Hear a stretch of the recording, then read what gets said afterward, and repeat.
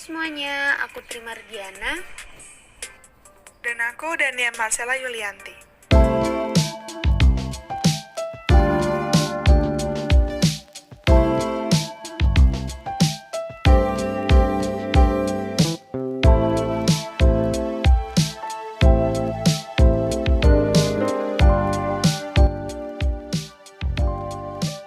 Korupsi adalah perilaku melawan hukum dengan tujuan memperkaya diri sendiri atau orang lain yang dapat merugikan keuangan atau perekonomian negara. Korupsi termasuk tindak pidana yang sudah seharusnya diberantas. Tindakan memperkaya diri sendiri ini kerap dilakukan oleh pejabat publik dan mulai dianggap sebagai budaya yang telah mendarah daging. Berbicara soal korupsi tidak terlepas dari kata integritas. Seseorang yang menjaga integritas akan memiliki sikap yang mencegahnya untuk melakukan tindak pidana korupsi. Pemimpin sektor publik rentan terjebak dalam tindak pidana korupsi. Hal itu karena seorang pemimpin sebagai pemegang otoritas memiliki integritas yang rendah. Padahal integritas merupakan kunci penting yang harus dimiliki setiap pejabat publik. Pemimpin yang berhasil selalu dilandasi dengan integritas yang tinggi. Tanpa integritas yang tinggi, kepemimpinan tidak akan sukses atau berhasil. Lalu, apa sih arti yang sebenarnya dari kata integritas? Integritas adalah kata yang berasal dari bahasa Latin yaitu integer, yang artinya utuh. Jika diartikan dari asal katanya, integritas berarti sebuah upaya atau usaha yang lengkap atau utuh yang menyangkut kejujuran dan konsistensi seseorang. Integritas memiliki arti yang setara dengan kejujuran. Itulah kenapa orang yang berintegritas sudah pasti memiliki sifat yang jujur. Komisi Pemberantasan Korupsi Republik Indonesia berbicara tentang integritas adalah bertindak secara konsisten dengan apa yang dilakukan dan apa tingkah lakunya sesuai nilai-nilai yang dianut. Integritas akan menjaga orang itu tetap jujur, walau tidak ada orang lain di sekitar yang melihat kejujurannya.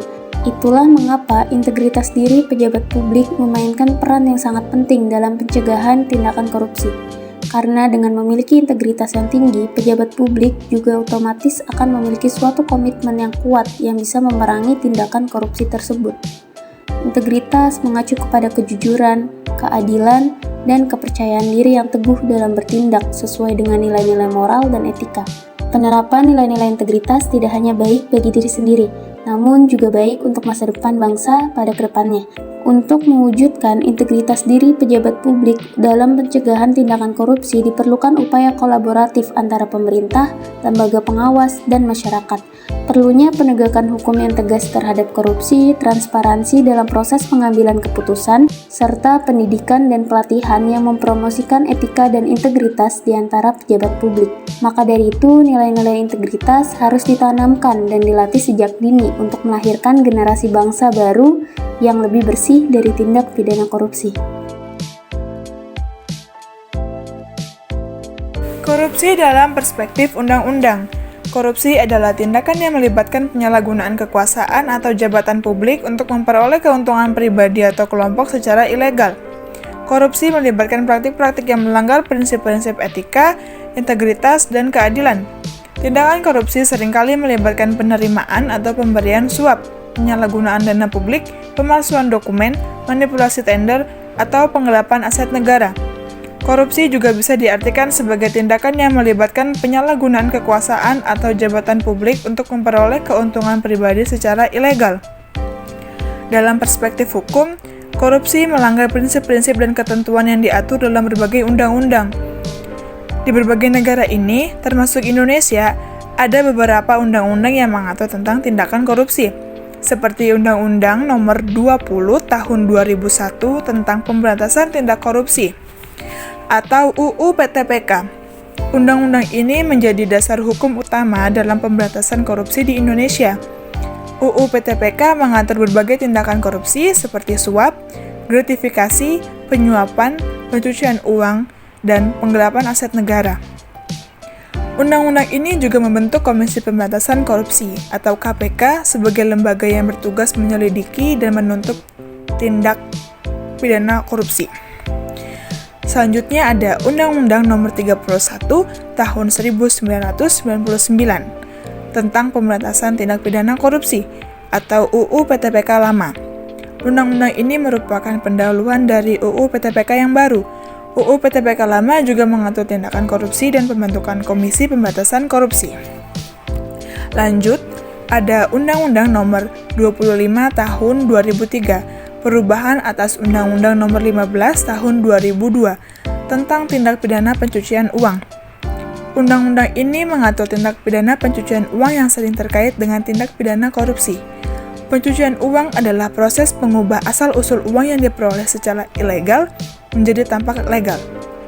Kemudian ada Undang-Undang Nomor 28 Tahun 1999 tentang penyelenggaraan negara yang bersih dan bebas dari korupsi, kolusi, dan nepotisme, atau UU Pemberantasan KKN. Undang-undang ini memberikan landasan hukum yang mewujudkan pemerintah yang bersih dan bebas dari korupsi. Undang-undang ini memberikan pedoman dalam pengelolaan keuangan negara, pencegahan tindakan korupsi, serta perlindungan bagi pengungkap tindak korupsi. Selain undang-undang tersebut, setiap negara memiliki regulasi dan peraturan lainnya yang terkait dengan pencegahan dan pemberantasan korupsi. Penegakan hukum yang tegas, pengawasan yang efektif, dan partisipasi aktif masyarakat sangat penting untuk upaya pencegahan dan pemberantasan korupsi, sesuai dengan perspektif undang-undangnya. Sejak dari dalam kandungan, seseorang tak bisa lepas dari urusan pelayanan publik, mulai dari persoalan administrasi kependudukan, kesehatan, pendidikan, maupun urusan penghidupan lainnya. Undang-Undang Dasar 1945 telah mengamanatkan kepada negara untuk memenuhi kebutuhan dasar setiap warga negaranya. Oleh karena itu, dibuatlah ke dalam bentuk regulasi, yaitu Undang-Undang Nomor 25 Tahun 2009 tentang Pelayanan Publik. Definisi resmi pelayanan publik secara singkat sesuai dengan Pasal 1 Ayat 1, artinya segala upaya untuk memenuhi kebutuhan warga dalam bentuk barang, jasa, dan administratif yang disediakan oleh penyelenggara layanan. Ada 12 kewajiban penyelenggara dalam menyelenggarakan pelayanan publik yang harus dipenuhi. Salah satunya adalah melaksanakan pelayanan sesuai standar pelayanan. Standar pelayanan adalah tolak ukur yang dipergunakan sebagai pedoman penyelenggaraan pelayanan dan acuan penilaian kualitas pelayanan sebagai kewajiban dan janji penyelenggara kepada masyarakat dalam rangka pelayanan yang berkualitas, cepat, mudah, terjangkau, dan teratur. Namun kenyataannya, tingkat kepatuhan sektor pelayanan publik dalam memenuhi standar pelayanan publik masih rendah, sehingga hal ini mendorong masyarakat untuk mendapat kemudahan akses agar menjadi lebih cepat dengan cara menyuap oknum-oknum tertentu. Hal ini mendorong oknum untuk terus melakukan korupsi dalam bentuk suap secara terus-menerus yang akhirnya dapat merugikan banyak pihak dan membahayakan masyarakat.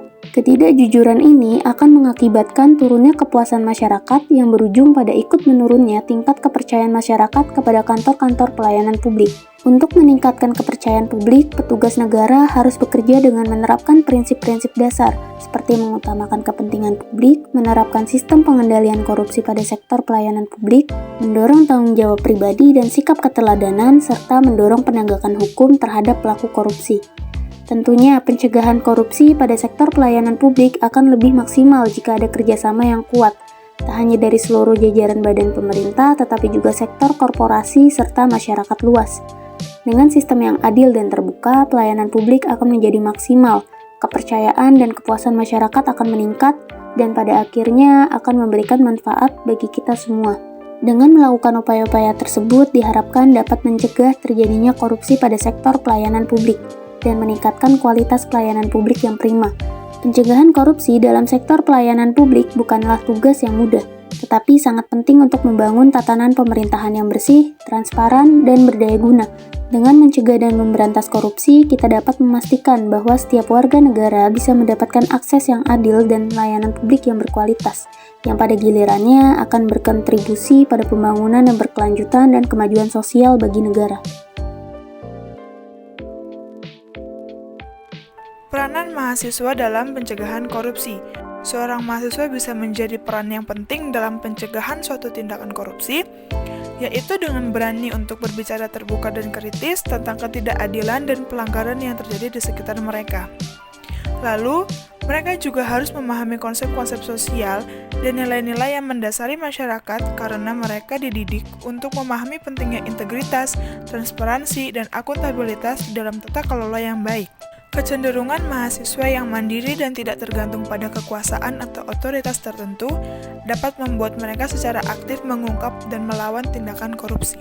Selain itu, mereka yang sering mengikuti atau bergabung dengan organisasi juga dapat mengorganisir kampanye, protes, seminar, dan kegiatan-kegiatan lainnya yang bertujuan untuk meningkatkan kesadaran dan menggalang dukungan dalam pencegahan korupsi. Adanya kekuatan massa dan keahlian organisasional mereka, mahasiswa dapat menciptakan tekanan publik yang signifikan bagi pihak-pihak yang terlibat dalam korupsi. Mahasiswa juga bisa mengambil peran dalam membangun kesadaran tentang korupsi di kalangan masyarakat. Contohnya seperti dapat mengadakan seminar, diskusi, dan acara publik untuk membahas isu korupsi.